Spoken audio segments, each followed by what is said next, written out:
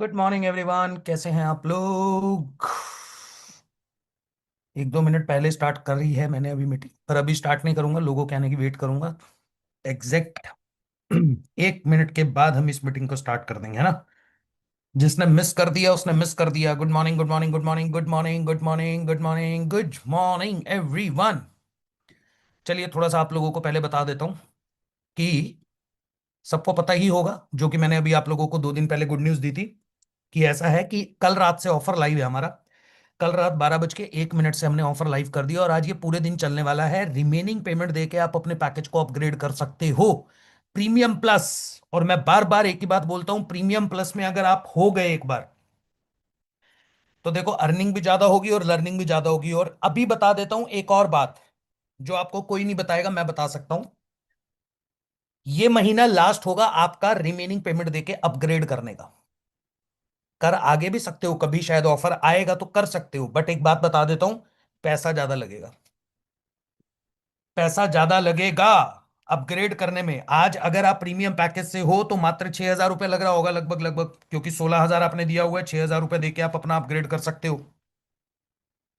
But आप सोचो कि चलो सर अगली बार जब ऑफर आएगा तब इसको अपग्रेड करने का सोचेंगे, तो आप सबको बता देता हूं कि तब तक देर हो जाएगी, हो सकता है 6 की जगह 10 भी देना पड़ सकता है। इसलिए भाई आज मौका है अपग्रेड करने का। रात 12 बजे तक का समय है आपके पास। मिस मत करना, अपग्रेड कर लो ताकि आपका फायदा हो जाए। क्योंकि अगले महीने से कुछ बहुत बड़े चेंजेस होने वाले हैं, जहां पे आप लोगों को बहुत ही जबरदस्त चीजें चेंज होती हुई दिखेंगी। और आपके भले के लिए बता रहा हूं कि अगर आप प्रीमियम प्लस में हुए तो आपको हमेशा फायदा होने वाला है। ठीक है जी। चलिए फिर, अब हमारा टाइम हो चुका है रितमिस का। अब देर नहीं करेंगे, स्टार्ट करेंगे। आज का टॉपिक क्या है? Fear of rejection. ओहो हो, ये तो भाई मेरा फेवरेट टॉपिक है और आपका भी फेवरेट होगा। क्यों? क्योंकि सर इसी से तो डर लगता है, कस्टमर मना कर देता है, रिजेक्ट हो जाते हैं, लाइफ के अंदर आगे नहीं बढ़ पाते, रिजेक्शन का डर लगता है। मैक्सिमम लोग बिजनेस इसलिए स्टार्ट नहीं कर पाते क्योंकि उन्हें फेलियर से डर लगता है, रिजेक्शन से डर लगता है। तो आज पता करते हैं कि ये रिजेक्शन एक्चुअल में कैसे खत्म किया जाए, है ना। इस रिजेक्शन के डर को अपने अंदर से कैसे खत्म किया जाए। देखो यार, सबसे पहला पॉइंट ये है कि हम लोग ना रिजेक्शन को थोड़ा सा पर्सनली लेके चलते हैं। हम लोग रिजेक्शन को थोड़ा पर्सनली ले लेते हैं। हमको लगता है अगर किसी बंदे ने हमको रिजेक्ट किया है ना, अगर हमें किसी बंदे ने, कस्टमर ने मना किया है ना, तो उसने मुझे मना किया है। तो बेसिकली लोग आपको रिजेक्ट करते ही नहीं है। आप इस बात को समझना, लोग आपको रिजेक्ट नहीं करते, आप उन्हें जो वैल्यू दे रहे हो वो उसको रिजेक्ट करते हैं। वो आपकी टाइमिंग को रिजेक्ट करते हैं, आपकी सिचुएशन को रिजेक्ट करते हैं। जैसे एग्जाम्पल के तौर पे आपको कोई बोलता है यार मेरे पास पैसे नहीं है, इसका मतलब ये कोई है कि तू आदमी बेकार है भाई। अगर आपका कस्टमर आज आपको ये बात बोलता है कि यार मेरे पास अभी पैसा नहीं है बिजनेस को स्टार्ट करने का, तो वो आपको कोई बोल रहा है तू बेकार आदमी है, मैं तेरे को पैसा नहीं देना चाहता, मैं तेरे साथ काम नहीं करना चाहता। नहीं भाई, इसका रीजन ये है कि या तो आप उसको भी प्रॉपर वैल्यू दे नहीं पाए, है ना, या फिर उस इंसान के लिए अभी जो प्रायोरिटी है वो कुछ और है। यानी अभी वो लाइफ में इस पर्टिकुलर काम को प्रायोरिटाइज कर ही नहीं रहा, क्योंकि आपने उसे वैल्यू नहीं दी, आपने उसे वो डर नहीं दिखाया कि अगर आज तू ये काम नहीं करेगा, आज अगर तूने ये काम नहीं करा, आज तूने ये डिसीजन नहीं लिया, तो तेरी लाइफ के अंदर फ्यूचर में जाके क्या क्या चीजें खराब हो सकती हैं। जब तक आप किसी इंसान को ये डर नहीं दिखाते, ये फ्यूचर नहीं दिखाते, सेल्स के अंदर खासकर ये चीज समझा रहा हूं, तब तक वो इंसान प्रायोरिटाइज नहीं करता, तब तक वो इंसान डिसीजन नहीं लेता। जैसे आज अगर मैं आपको एक बात बोल रहा हूं कि अपने पैकेज को अपग्रेड कर लो, आप में से कई लोग कह रहे होंगे कि सर, सोच रहे होंगे, कह नहीं रहे होंगे बट सोच रहे होंगे, सर पैसा नहीं है, ये है वो है। तो इसका मतलब ये कोई है कि वो सब आप लोग मुझे रिजेक्ट कर रहे हो, अरे यार ये पागल आदमी कुछ भी बोलता रहता है। मैं इसको पर्सनली कोई ले रहा हूं। आपकी कुछ और प्रॉब्लम भी हो सकता है आपके पास अभी पैसा ही ना हो सकता है आपके मन में डर हो।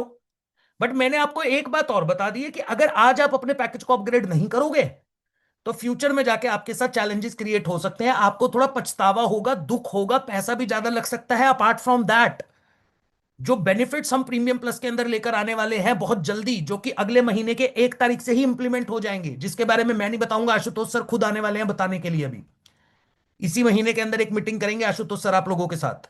तो भाई सोच के देखो कि कितना बड़ा नुकसान हो जाएगा, बाद में सोचोगे और अपग्रेड ऑफर हम लाएंगे नहीं। तो बट अभी पॉइंट क्या बताना चाह रहा हूं कि रिजेक्शन को कभी भी पर्सनली मत लो। ये देखो कि वो जो सामने वाला इंसान मुझे रिजेक्ट कर रहा है, या मेरी बात को मना कर रहा है, तो वो किस सिचुएशन की वजह से मना कर रहा है, किस चैलेंजेस की वजह से मना कर रहा है। जब तक रिजेक्शन को पर्सनली लोगे, तब तक आप लाइफ के अंदर स्ट्रेस्ड रहोगे, डीमोटिवेटेड रहोगे। नो का मतलब ये नहीं होता कि मुझे करना ही नहीं है, नो का मतलब होता है अभी नहीं करना। ये याद रखना, जिंदगी के अंदर, सेल्स के अंदर हमेशा ये पॉइंट अपने दिमाग के अंदर डाल के रखना। अगर आपका कस्टमर आपको मना कर रहा है, दैट डजंट मीन वो कह रहा है कि मुझे कभी नहीं करना। वो कह रहा है मुझे अभी नहीं करना, फ्यूचर में वो कर सकता है। अगर आपने उसे वैल्यू दी, अगर आपने उसे वो चीजों के अंदर फ्यूचर दिखाया, तो वो कर सकता है। इसलिए रिजेक्शन को कभी भी पर्सनली मत लो। दूसरा, जितना जल्दी रिजेक्शन मिलेगा उतनी जल्दी ही ग्रोथ होगी। हम सब लोगों को तो थोड़ा सा ऐसा लगता है कि एक बार रिजेक्शन हो गया, 300 लीड पे काम कर लिया, 200 लीड पे काम कर लिया, कस्टमर कन्वर्ट नहीं हुआ, तो इसका मतलब सिस्टम खराब है, इसका मतलब कंपनी खराब है, इसका मतलब सपोर्ट सिस्टम खराब है। पर ऐसा नहीं होता है भाई। जो इंसान जितना ज्यादा रिजेक्ट हो रहा है, जितनी ज्यादा बार उसको रिजेक्शन मिल रहा है, वो उतनी जल्दी ग्रोथ करेगा। इसका रीजन दे देता हूं क्यों। क्योंकि रिजेक्शन किसको मिलता है? रिजेक्शन किसको मिलता है, ना किसको मिलती है। कस्टमर किसको मना करता है? जो इंसान काम कर रहा है, जो इंसान मेहनत कर रहा है, जो इंसान डेली 15-20 लीड पे काम करके शाम को वेबिनार में बिठाता है, भाई उसी को तो रिजेक्शन मिलेगा। जो इंसान काम ही नहीं कर रहा, जो इंसान बस देख रहा है, जिस इंसान ने कभी बात करके कस्टमर को वेबिनार में ही नहीं बुलाया, उसको तो कस्टमर मना ही नहीं करेगा, वो खुश है। पर जो इंसान काम कर रहा है, जो इंसान मेहनत कर रहा है, जो इंसान लगातार कंसिस्टेंसी से रिजेक्शन मिलने के बाद भी काम करता जा रहा है, वही इंसान ग्रो करेगा भाई। है ना? जो इंसान रिजेक्शन से भागता है, याद रखना मेरी बात, जो इंसान रिजेक्शन से डरता है, जो इंसान रिजेक्शन से घबराता है, वो इंसान सक्सेस से भी दूर रहता है भाई। उसको कभी जिंदगी में सक्सेस सक्सेस नहीं मिलती। विनर कौन बनता है बिजनेस के अंदर? सक्सेसफुल कौन होता है? जिसको रिजेक्शन की आदत लग जाती है, और वो अपने रिजेक्शन को, हर बार एक रिजेक्शन से कुछ ना कुछ सीखता है कि आज इस इंसान ने मुझे रिजेक्ट करा है, आज इस इंसान ने मेरे को मना करा है, तो इसका क्या रीजन हो सकता है। क्या मेरी फर्स्ट कॉल खराब थी? क्या मैंने फॉलो अप अच्छे से नहीं किया? क्या मैंने इसको मैनेजर के सामने जब बात कराने गया तो वैल्यू क्रिएट नहीं करी? क्या मैंने उसको सिस्टम को अच्छे से एक्सप्लेन नहीं किया? क्या मैं इसके सामने वैल्यू क्रिएट नहीं कर पाया? क्या मैं इस इंसान की प्रॉब्लम को नहीं समझ पाया और उसको सॉल्यूशन नहीं दे पाया? हर कॉल के बाद अपने आप 10 मिनट बैठ के सोचो, जब आपका कस्टमर आपको मना करता है ना, तो आपको सोचना पड़ेगा इस इंसान ने मुझे मना क्यों किया। और खासकर जब कस्टमर आपको बोल रहा है कि मुझे नहीं करना, तो उसी से पूछ लो, सर क्या रीजन है जिस वजह से आप ये डिसीजन नहीं ले रहे हो या आप मना कर रहे हो। तो एटलीस्ट आपको वो रिजेक्शन पता चलेगा। पर रिजेक्शन से घबराना बंद कर दो, क्योंकि जितनी ज्यादा रिजेक्शन उतनी जल्दी ग्रोथ होगी। अगले पॉइंट पे बढ़ते हैं। रिजेक्शन को एक फीडबैक की तरह लेते हुए चलो, जैसे मैंने अभी पिछले ही पॉइंट के अंदर बताया, रिजेक्शन को पर्सनली मत लो। रिजेक्शन को समझो ये मेरा एक फीडबैक है। मैंने यही बोला ना कि हर रिजेक्शन से आपको कुछ ना कुछ सीखना है। हर रिजेक्शन आपको कुछ ना कुछ सिखा कर जाता है। हर रिजेक्शन को इस तरीके से मत देखो, यार इसने मना कर दिया, इसने मना कर दिया। नहीं, इस इंसान ने क्यों मना कर दिया। अगर कोई कस्टमर आपको बोल रहा है प्राइस ज्यादा है, तो प्रॉब्लम प्रोडक्ट की नहीं है, आपकी प्रॉब्लम हो सकती है कि आपने उसे अच्छे से एक्सप्लेन नहीं किया, इसलिए उसको वो प्राइस ज्यादा लग रहा है। आईफोन का कस्टमर क्यों नहीं बोलता कि 1.5 लाख रुपए का फोन अगर आईफोन लॉन्च करता है, अगर एप्पल अपना फोन 1.5 लाख रुपए का लॉन्च करता है, तो कभी एप्पल का कस्टमर ये नहीं बोलता कि यार ये प्राइस थोड़ा ज्यादा लग रहा है। नहीं, क्यों? क्योंकि एप्पल ने अपनी एक ब्रांड वैल्यू क्रिएट की हुई है। एप्पल ने अपनी एक आइडेंटिटी क्रिएट की हुई है। एप्पल ने अपना एक स्टेटस सिंबल क्रिएट किया हुआ है, जिस वजह से उसका जो यूजर है, उसको पता है कि 1.5 लाख रुपए के फोन में वैल्यू मिल रही है। तो वो कभी जाके एप्पल वाले को ये नहीं बोलता इस बार तो तुमने बहुत महंगा फोन लॉन्च करा है। तो अगर आपका कस्टमर आपको रिजेक्ट कर रहा है ना, तो आपको समझना पड़ेगा कि वो मुझे क्यों रिजेक्ट कर रहा है। आपको उसका फीडबैक लेना पड़ेगा। जितने भी स्मार्ट सेल्स पर्सन होते हैं, जितने भी स्मार्ट बिजनेसमैन होते हैं ना, वो रिजेक्शन से हर्ट नहीं होते, अपने आप को इंप्रूव करते हैं, डेली इंप्रूवमेंट लेकर आते हैं। इसलिए रिजेक्शन को एक फीडबैक की तरह लेकर चलो। कॉन्फिडेंस एक्शन से आता है, सोचने से नहीं। ये मैं आपको काफी टाइम से समझाता हुआ आ रहा हूं, अपने वेबिनार के अंदर भी यही बात बोलता हूं कि कॉन्फिडेंस जो आता है ना, वो एक्शन से आता है। यानी कि डर कब तक रहेगा? जब तक आप जब तक आप एक्शन नहीं लोगे, जब तक आप काम नहीं करोगे। सर लोग कहते हैं लीड्स के ऊपर कन्वर्जन नहीं आता, सर लीड थोड़ी खराब आ जाती है, क्वालिटी, इस वजह से हम लीड ही नहीं लेते, हम तो ऑर्गेनिक मार्केट में काम कर लेते हैं, उसमें 6 महीने लग जाते हैं। मैं कोई कह रहा हूं कि ऑर्गेनिक मार्केट में काम मत करो, बिल्कुल करो। बहुत जरूरी है ऑर्गेनिक मार्केट में भी काम करना। पर क्या सिर्फ ऑर्गेनिक मार्केट में काम करके आप अपना बिजनेस बिल्ड कर पाओगे? मैं बोलता हूं स्टार्टिंग फेज के अंदर ऑर्गेनिक और इनऑर्गेनिक दोनों मार्केट पे काम करो। ऑर्गेनिक मार्केट में टाइम लगता है बिल्ड होने में, इंस्टाग्राम को बिल्ड होने में टाइम लगता है, उसको भी साइड बाय साइड बिल्ड करते रहो। बट इसी के साथ साथ इनऑर्गेनिक यानी कि लीड, जो पेड लीड्स होती है, उनको लेकर काम करना शुरू करो। पर अगर आप नहीं कर रहे हो, आपके अंदर एक डर है, वो डर तभी तक है जब तक आप एक्शन नहीं ले रहे हो। जब तक आप एक्शन लोगे, जब आप एक्शन लोगे फिर आपको रिजेक्शन मिलेगा, आप उससे फीडबैक लोगे, अपने आप को इंप्रूव करोगे, उसके बाद वो डर खत्म हो जाएगा। है ना? जैसे एग्जांपल के लिए मैंने समझाया, जिम का पहला दिन बड़ा ऑकवर्ड लगता है यार, क्या यार क्या वेट कर रहा हूँ, लोग इतना भारी भारी वेट उठा रहे हैं, लोग एक्सरसाइज कर रहे हैं, इन बंदे का अगर थोड़ा वेट ज्यादा है, मुझे भी 2 ढाई साल पहले जब मैं दोबारा जिम के अंदर एंटर करा, मेरा weight I was like 120 plus की मेरा वेट था, तो मुझे ऐसा लग रहा था अरे भाई बड़ा मुश्किल है यार, कितना अजीब लग रहा हूँ, क्योंकि जिम के अंदर क्या है, चारों तरफ शीशे भी लगे होते हैं, आप अपने आप को देख के ही बुरा महसूस करते हो, बड़ा ऑकवर्ड लगता है। पर फिर धीरे धीरे जब आप करने लग जाते हो, आप लग कहते हो कोई दिक्कत नहीं है, पर मुझे अपने लिए करना है, आप जाके कंसिस्टेंसी से वर्कआउट करते हो, आपकी बॉडी में चेंजेस होने लगते हैं, तो कॉन्फिडेंस बिल्ड हो जाता है, और जब कॉन्फिडेंस बिल्ड हो जाता है, फिर आपकी वो एक हैबिट फॉर्म हो जाती है। इसी यही सेल्स के अंदर होता है, हमेशा सेल्स को ना लाइव एग्जांपल्स के साथ, लाइफ के एग्जांपल के साथ रिलेट करो, क्योंकि sales is all about how you are living your life. मतलब मुद्दे की बात ये बताना चाहता हूं मैं आपको, सेल्स के अंदर होता क्या है पता है? मैं सेल्स कैसे सीखता हूं, मैं पूरे दिन की दिनचर्या के अंदर से भी सेल्स निकाल लेता हूं। हर एक पॉइंट पे सेल छुपी हुई है, हर एक पॉइंट पे, हर जगह पे। आपके घर पे जो काम करने वाला मेड आती है, वो भी आपके साथ सेल्स कर रही है, आप भी उसके साथ सेल्स कर रहे हो, सेल्स इज एवरीवेयर। तो एक्शन लेने से कॉन्फिडेंस आता है, सोचने से नहीं आता। सबसे बड़ा डर लोग क्या कहेंगे, अरे भाई, दुनिया का सबसे बड़ा रोग क्या कहेंगे चार लोग, है ना? हम लोग जजमेंट से डरते हैं, लोगों से डरते हैं, ये मैंने पहले भी समझाया था। रिजेक्शन से तो डर लगता ही है, पर उससे भी बड़ा डर लगता है कि लोग क्या कहेंगे अगर हम फेल हो गए, लोग क्या कहेंगे अगर हमको लोगों ने रिजेक्ट कर दिया। और इस वजह से हम लोग बस लाइफ के अंदर आगे बढ़ ही नहीं पाते। अपनी फैमिली को ये बोलते हैं बिजनेस करना है, अब फैमिली कहती है नहीं करना, पैसा नहीं है, बर्बाद हो जाएगा। और फिर अगर स्टार्ट करने के बारे में सोचते हैं, तो दिमाग के अंदर ये आता है सर आज स्टार्ट करेंगे, किसी से पैसा लेके स्टार्ट कर लिया मान लो, और कल को हम नहीं कर पाए तो हमारे ही फैमिली वाले हमें गाली दे रहे होंगे, सुना रहे होंगे, सुबह से लेकर शाम तक गाली देंगे। और इसी डर की वजह से स्टार्ट नहीं करते, जबकि इसका ऑपोजिट हम सोचते ही नहीं, कि आज अगर हमने स्टार्ट कर लिया, मेहनत कर ली, वही फैमिली पर्सन जो गाली दे रहा है वो कहेगा मुझे भी बता दे, मुझे भी करना है यार, मैं भी करना चाहता हूं। तो ये जो चार लोग हैं ना, जिनको मैं आज तक जिंदगी में ढूंढ ही नहीं पाया, है ना, आप भी नहीं ढूंढ पाए होंगे कि ये वो कौन से वाले चार लोग हैं जिनको आप ढूंढ रहे हो। इनके बारे में सोचना बंद कर दो, अपने बारे में सोचना शुरू करो, अपनी लाइफ के बारे में, अपनी फैमिली के बारे में, उन लोगों के बारे में सोचो जिनको आप एक बेटर लाइफ देना चाहते हो, जिनको आप लाइफ के अंदर हर वो चीज देना चाहते हो जिसके बारे में आप ड्रीम रखते हो। है ना?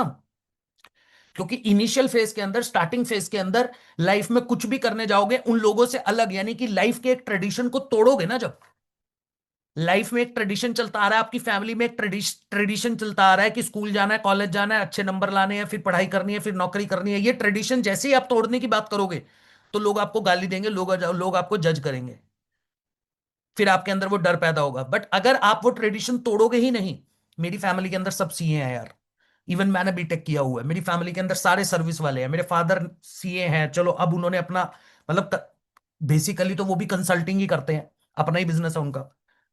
बट है तो सब नौकरी वाले माइंडसेट से, और बचपन से मुझे भी यही बताया गया था कि यार पढ़ाई वढ़ाई करके अच्छे नंबर ले लो, अच्छे कॉलेज में चले जाओ, फिर जिंदगी सेट हो जाती है। पर मैंने उस ट्रेडिशन को तोड़ा ना,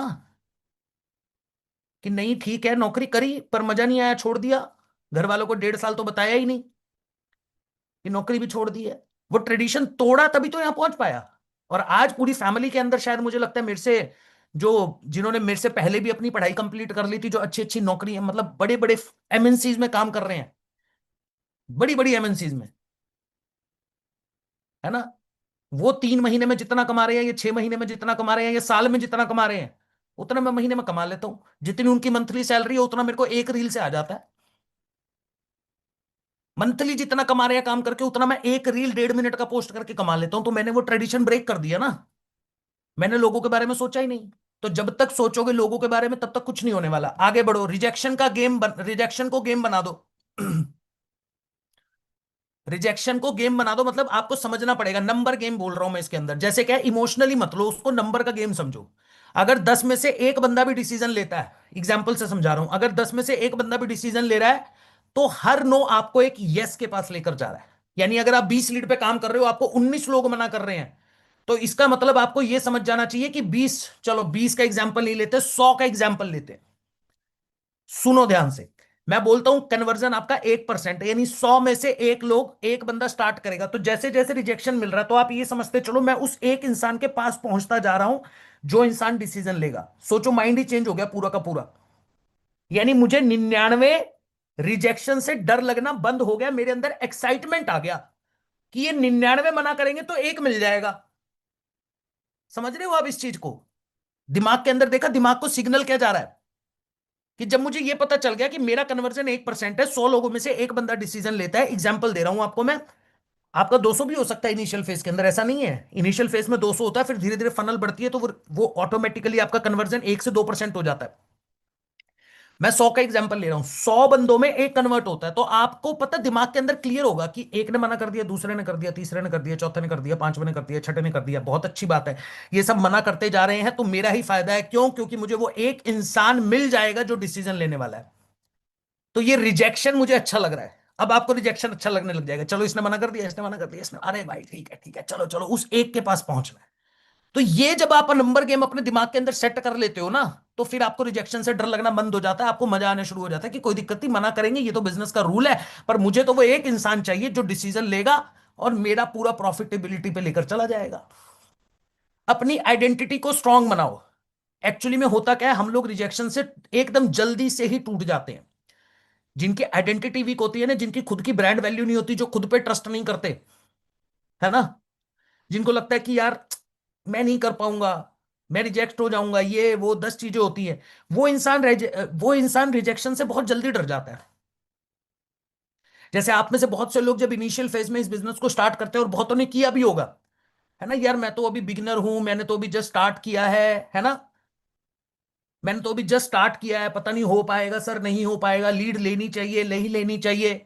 बट उसी की जगह अगर आपका माइंडसेट क्या है, मैं एक लर्निंग ऑन्टरप्रन्योर हूं। और ऑन्टरप्रन्योर क्या करता है? डेली काम करता है, कंसिस्टेंसी से काम करता है, डिसिप्लिन से काम करता है, डेली नई चीजें सीखता है। जब आप अपने दिमाग के अंदर, मैंने आइडेंटिटी शिफ्ट आपको पहले ही बता दिया कि आप एक एफिलिएट नहीं हो, ऑन्टरप्रन्योर हो। अभी इस इनिशियल फेज में जो पहला 3 महीना होता है, आप एक लर्निंग ऑन्टरप्रन्योर हो, या अपने आप को सोलोप्रन्योर भी बोल सकते हो। तो जब आप ये अपने दिमाग को सिग्नल दोगे ना कि मैं एक लर्निंग एंटरप्रेन्योर हूं, तो आपको रिजेक्शन बड़ा नॉर्मल लगने लग जाएगा। अरे यार क्या दिक्कत है, ये तो पार्ट ऑफ बिजनेस है। बड़े बड़े बिजनेसमैन जो हजारों करोड़ का बिजनेस बना के बैठे हैं, मतलब हजारों क्या, लाखों करोड़ का बिजनेस बना के बैठे हैं, उन्होंने अपनी जिंदगी में रिजेक्शन को झेला है। पता नहीं कितनी बार उनको लोगों ने रिजेक्ट किया होगा, तब जाके उनको एक सक्सेसफुल बिजनेसमैन बन पाए होंगे वो, उनको फंडिंग मिल पाई होगी। ऐसा कोई है पहली बार में गए तो फंडिंग मिल गई? पहले रिजेक्शन होगा। अमन गुप्ता जो बोर्ड के फाउंडर है, 3 से 4 स्टार्टअप उनके फेल हुए, पैसा खत्म हो चुका था, वाइफ की सैलरी पे सरवाइव कर रहा था वो इंसान, बट एक एक बोट ने उसको आज कहां से कहां पहुंचा दिया, लाखों करोड़ की वैल्यूएशन पे पहुंचा हुआ बैठा है इंसान। तो इनिशियल फेज में रिजेक्शन मिलेगा, पर स्ट्रॉन्ग आइडेंटिटी वाला बंदा, जिसको खुद पे विश्वास होता है, जिसका माइंडसेट बहुत प्रिपेयर होता है, वो रिजेक्शन को झेल जाता है। पहले छोटे रिस्क लो, बिल्कुल सही बात है। जिंदगी के अंदर मैं बोलता हूं रिस्क लो, बहुत जरूरी है रिस्क लेना, रिस्क के बिना कुछ नहीं हो सकता, बट रिस्क हमेशा कैलकुलेटेड और छोटा छोटा रिस्क लो। एकदम से बड़ा करने के बारे में मत सोचो, एकदम से ये मत सोचो मैं महीने का 10 लाख कैसे कमाऊंगा सर, यहां पे तो लोग 10 लाख रुपए महीना भी कमा रहे हैं, मैं कैसे कमाऊंगा। नहीं, पहले आपको 30-40 हजार रुपए के ब्रैकेट में जाना है। फिर आपको टारगेट होना चाहिए, मुझे 3 महीने में 1 लाख रुपए की मंथली इनकम पे पहुंचना है ना। और फिर धीरे धीरे धीरे धीरे मेरा टारगेट इस साल का ये होना चाहिए कि मार्च क्लोजिंग तक मुझे मंथली 5 लाख रुपए की एक सस्टेनेबल इनकम पे पहुंचना है, प्लस अपना स्किल डेवलप करना है। अगर मैं स्टार्टिंग फेज के अंदर एक नया एफिलिएट हूं, नया पार्टनर हूं, तो मुझे जरूरी नहीं है 25-30 लीड पे काम करना है। स्टार्टिंग में मैं 15 लीड से काम करना शुरू करूंगा, फिर 20 पे करूंगा, फिर 25 पे करूंगा, फिर 30 पे करूंगा। धीरे धीरे धीरे धीरे धीरे छोटे छोटे रिस्क लेते हुए चलो, क्योंकि छोटा रिस्क आपको कभी भी ना डिमोटिवेट नहीं करेगा। छोटे रिस्क लो हमेशा लाइफ के अंदर, है ना। आगे बढ़ते हैं। हर सक्सेसफुल बंदा अपनी जिंदगी में रिजेक्ट हुआ, ये मैंने आपको बता दिया। मैं भी बहुत बार रिजेक्ट हुआ हूं, बहुत बार, मतलब एन नंबर ऑफ टाइम्स। पता नहीं, मैं आपको बता भी नहीं सकता, इतनी बार रिजेक्शन आया हमारे पास। मैंने अपनी जिंदगी के अंदर अगर मैं क्लाइंट्स की बात करूं तो मुझे लगता है मुझे मोर देन मैंने 1 लाख लोगों से बात करी हुई होगी अपनी जिंदगी के करियर में, इन टर्म्स ऑफ कस्टमर्स। सोचो क्या 1 लाख कस्टमर कन्वर्ट हो गया था क्या? नहीं हुआ ना यार। तो जिंदगी के अंदर कोई भी ऐसा इंसान नहीं है जो रिजेक्ट हुआ नहीं, रिजेक्शन हर किसी को मिला है। बिना रिजेक्शन के कोई सक्सेसफुल हुआ ही नहीं। कंटेंट क्रिएटर की, मतलब मैंने जब कंटेंट क्रिएशन स्टार्ट करा था, एग्जांपल भी दिया हुआ है मैंने, पहले 2 5 10 रील पे व्यूज आते ही नहीं है। मिस्टर बीस्ट को जाके देख लो, 3 साल 4 साल लगातार कंटेंट डालता रहा, कोई व्यू नहीं थे।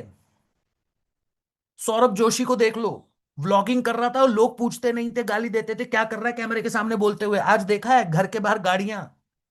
मैं पर्सनली अभी रिसेंटली मेरी, मतलब मेरे एक फ्रेंड है, उनका आगे वो फ्रेंड है, उन्होंने स्टोरीज वगैरह भी डाली थी, तब मैंने इतना, मतलब इतना स्ट्रगल करके, और उसको शर्म ही नहीं है यार इन चीजों की। फर्क नहीं पड़ता लोग क्या बोल रहे हैं ना, कमेंट के अंदर क्या लिखा हुआ आ रहा है, क्योंकि उसको पता है यार ये काम है लोगों का बोलना। पर जो मेरे को चाहिए, जो मेरे को अपनी लाइफ में पैसा चाहिए, सक्सेस चाहिए, फेम चाहिए, वो सब मिल रहा है, मैं अपना काम करता रहूंगा।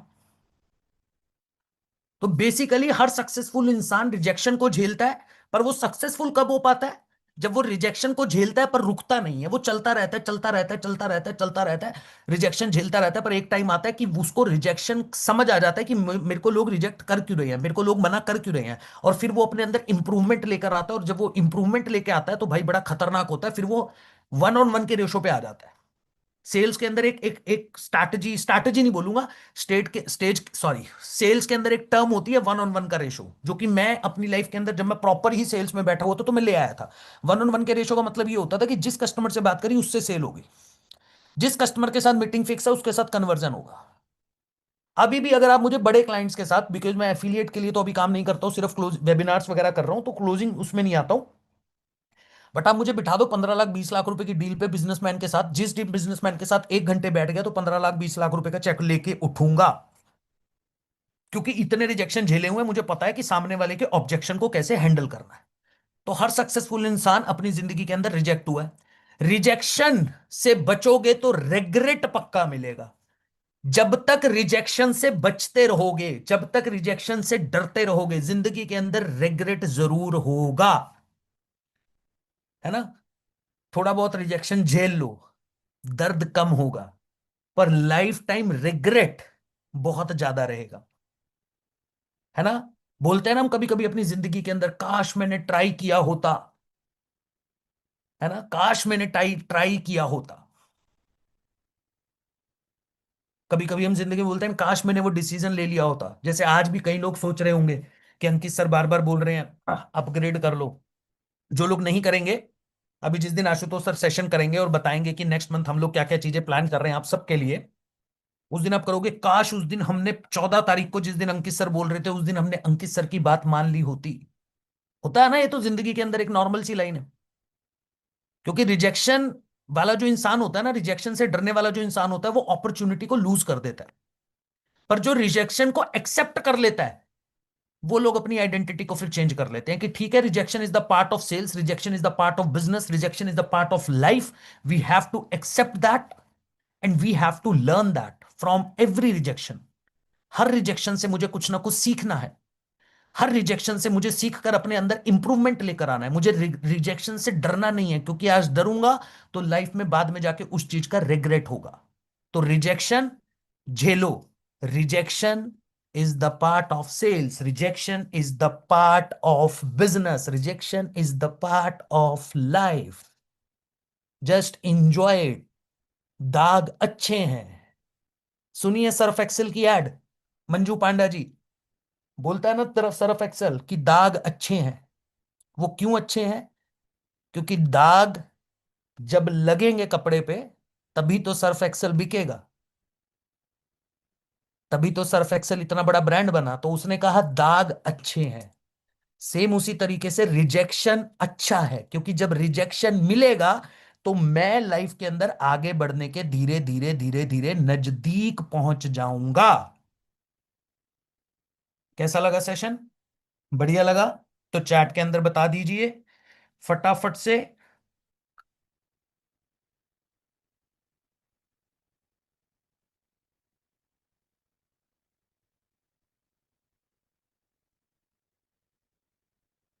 सुपर सर, जबरदस्त, बड़े मजेदार, मजा आ गया, सुपर। अब आपको क्या करना है ये सबको पता है ना? सबको पता है क्या करना है। मेरे पास कुछ कुछ टेस्टिमनीज आ रहे हैं और मैं उनको लगातार टीम के साथ शेयर करता जा रहा हूं। कंटेंट ग्रुप के अंदर, टेलीग्राम के अंदर जल्दी से आपको आपके टेस्टिमनी दिखने शुरू हो जाएंगे। अभी तक मुझे ऐसा कोई टेस्टिमनी नहीं मिला जिसको मैं अपनी स्टोरी पे शेयर कर पाऊं, है ना? अभी तक तो नहीं मिला है। जैसे ही मिलेगा आई विल शेयर दैट। तो इसलिए ज्यादा से ज्यादा टेस्टिमनी बनाते रहिए, इंस्टाग्राम पे शेयर करते रहिए, लोगों के साथ शेयर करते रहिए, और कीप लर्निंग, सीखते रहिए, क्योंकि सीखना बहुत जरूरी है।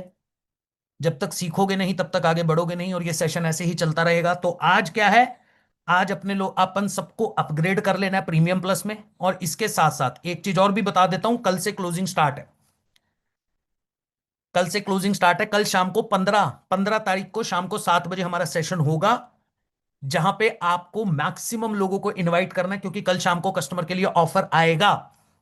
तो अब अगले 3 दिन, 14, 15, 16, सॉरी 15, 16, 17, 14 तारीख तो आज है, 15, 16, 17 को दबा के क्लोजिंग करते हैं, जबरदस्त तरीके से काम करते हैं, और लर्निंग चलती रहेगी, लर्निंग को नहीं रुकेंगे। लर्निंग सिर्फ एक दिन रुकेगी, वो एक दिन कौन सा है? संडे। मैंने बताया था कि संडे को हमारा रिथमिस नहीं होगा। इसके अलावा हम लोग डेली रिथमिस करेंगे, चाहे क्लोजिंग है चाहे कुछ भी है, रिथमिस चलता रहेगा, क्योंकि क्लोजिंग को भी तो मोमेंटम चाहिए। जिस दिन क्लोजिंग होगी उस दिन मेहनत कैसे होगी? जब सुबह आके मोटिवेट होकर थोड़ा सा डायरेक्शन के साथ काम करेंगे। इसलिए लर्निंग नहीं रुकने दूंगा। डेली रिथमिस होगा संडे को छोड़ के, बाकी दिन डेली रिथमिस होगा।